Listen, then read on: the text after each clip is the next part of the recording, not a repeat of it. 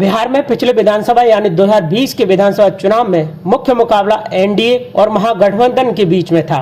243 सदस्य विधानसभा में एनडीए ने 125 सीटें जीती। इनमें सबसे ज्यादा 74 सीटें भाजपा के खाते में गईं। जेडीयू को 43, वीआईपी और हम को 4 सीट पर सफलता मिली। राज्य की 110 सीटें महागठबंधन ने जीती। 75 सीटें जीतकर आरजेडी राज्य की सबसे बड़ा दल बना। इसके साथ ही कांग्रेस को 19, वाम दलों को 16 सीट पर जीत मिली। इनमें 12 सीटें भाकपा माले और 2 सीटें भाकपा और माकपा के खाते में गईं। अन्य दलों की बात करें तो एआईएमआईएम ने 5, बसपा, लोजपा और निर्दलीय को 1-1 सीट पर जीत मिली। 2015 के विधानसभा चुनाव की बात की जाए तो एनडीए और महागठबंधन के बीच में मुकाबला हुआ। इस चुनाव में महागठबंधन में बिहार के मुख्यमंत्री नीतीश कुमार की पार्टी भी शामिल थी। जेडीयू के अलावा आरजेडी और कांग्रेस ने साथ मिलकर यह चुनाव लड़ा।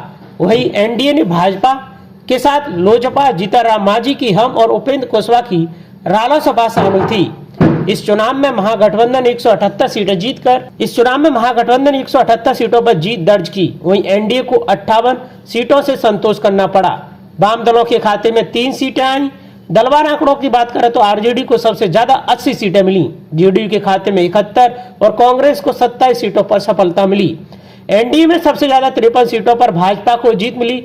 लोजपा और रालोसपा को 2-2 और हम को 1 सीट जीतने में सफलता मिली।